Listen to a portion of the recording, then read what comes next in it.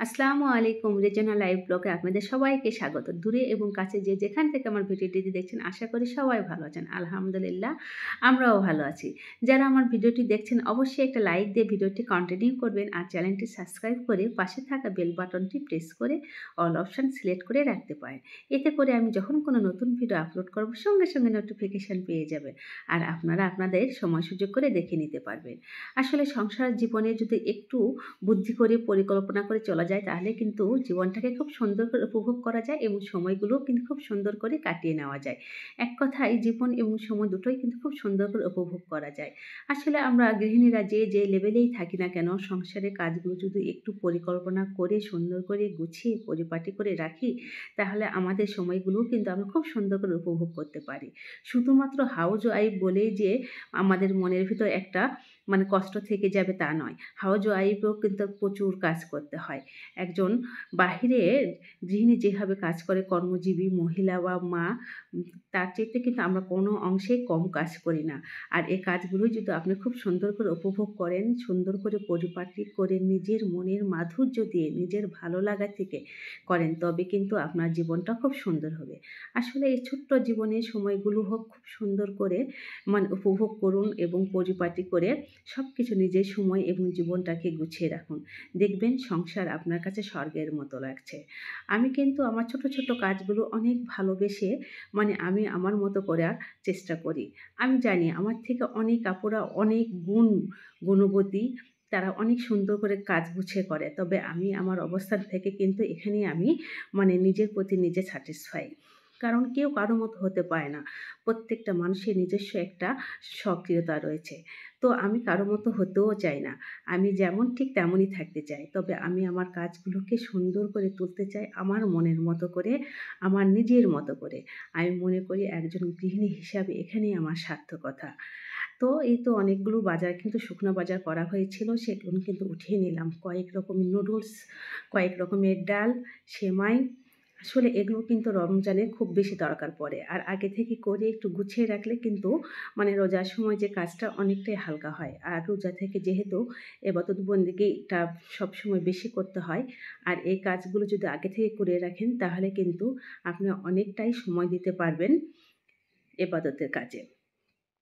আর রমজান মাসে ওটাই হলো আমাদের আসল। তো এই তো বাজারগুলো গুছিয়ে কিন্তু চলে এলাম আজকে টক ঝাল মিষ্টি টমেটোর আচার। অনেক কাকুরাই তো কত সুন্দর করে টমেটোর সস বানায়, টমেটো সংরক্ষণ করে। তো আমিও করেছি। তো আজকে ভাবলাম আমি আমার প্রিয় একটা আচার আপনাদের সাথে শেয়ার করি। তো আমি কিন্তু রসুনের কোয়াগুলো একটু থেতলে নিয়েছি। তাতে কয়েকটা শুকনো মরিচ, তেজপাতা, পাঁচফোড়ন দিয়ে খুব ভালো করে সরষের তেলের মধ্যে ভেজে নিয়ে কেটে রাখা টমেটোগুলো দিয়ে দিয়েছি। এখন হলুদের গুঁড়া, মরিচের গুঁড়া এবং লবণ দিয়ে খুব ভালো করে মিশিয়ে আমি কিছুক্ষণ জাল দিয়ে নেব। এ থেকে টমেটো থেকে যে পানিটা ওটা খুব ভালো করে শুকিয়ে নিতে হবে। আসলে টমেটো এভাবে আচার করে খেলে কিন্তু অসম্ভব মজা লাগে। আর আচারটি কিন্তু মাশাআল্লাহ অনেক দিন রেখে খাওয়া যায়। টমেটোর টক ঝাল মিষ্টি আচারটা এত বেশি লোভনীয় এবং কালারফুল, বাচ্চা থেকে শুরু করে পরিবারের সদস্যরা সবাই কিন্তু একদম চেটেপুটে খেয়ে নেয়। আমার কাছে তো ভীষণ ভালো লাগে, আমার পরিবারের সবাই খুব মজা করে খায়। তো এখন যেহেতু টমেটোর দামটা একদমই কম আর একদম টাটকা, যতই ফ্রোজেন বলেন কিন্তু টাটকা জিনিসের খাবারের কিন্তু মজাই আলাদা। তো দিয়ে দিলাম কিছু তেঁতুল। যেহেতু আমার আচারটি টক ঝাল মিষ্টি সেজন্য আমি তেঁতুলটা দিয়ে দিলাম। কারণ টমেটো কিন্তু খুব বেশি টক হয় না। তার জন্য একটু তেঁতুল দিলে আচারের স্বাদটা কিন্তু একদম বেড়ে দ্বিগুণ হয়ে যায়। আর একটু করে ভেঙে দিতে হবে। আর সেদ্ধ হয়ে গেলে এমনিতেই টমেটোগুলো খুব সুন্দরভাবে ভেঙে যাবে। দিয়ে দিলাম কিছু কুশারের গুড়। এতে করে কি আচারের কালারটা খুব সুন্দর আসবে। আপনারা চাইলে চিনিও দিতে পারেন। তবে আমার কাছে মনে হয় গুড়টা দিলে কালারটা যেমন সুন্দর হয় খেতেও কিন্তু অনেক বেশি মজা লাগে। তো এভাবে আস্তে, আস্তে একটু মিডিয়াম জাল দিয়ে খুব ভালো করে নেড়ে তারপর ঢেকে দিতে হবে। এতে করে টমেটোগুলো কিন্তু খুব সুন্দরভাবে সেদ্ধ হয়ে যাবে। এখন কিন্তু টমেটো থেকে অনেকটা পানিও বের এসেছে আর পুর দেওয়ার কারণে কিন্তু অনেকটা পানি চলে এসেছে। তো খুব ভালো করে জাল দিয়ে পানিগুলো কিন্তু একদম শুকিয়ে নিতে হবে। আর এর মধ্যেই কিন্তু টমেটোগুলো খুব সুন্দর একটা আঠালো ভাব চলে আসবে। এখন দিয়ে দিলাম একটু ভাজা জিরার গুঁড়ো। এতে করে সুন্দর একটা ফ্লেভার আসবে। আর আচারটা খেতে কিন্তু অসম্ভব মজা লাগবে। এই টমেটোর সময় থাকতে এভাবে টমেটো টক ঝাল মিষ্টি আচার করে রেখে দিলে রমজানে খেতে কিন্তু ভীষণ মজা লাগে। আর আচারের স্বাদ বাড়িয়ে দেওয়ার জন্য দিয়ে দিলাম কিছু কিশমিশ। আসলে বড়ইয়ের আচার, টমেটোর আচারে কিশমিশ দিলে কিন্তু আমার ভীষণ ভালো লাগে। আর আমার মেয়ে কিন্তু ভীষণ পছন্দ করে কিশমিশ খেতে। তো ওর কথা মাথায় রেখে কিন্তু আমি আচারে কিশমিশটা দিয়ে থাকি।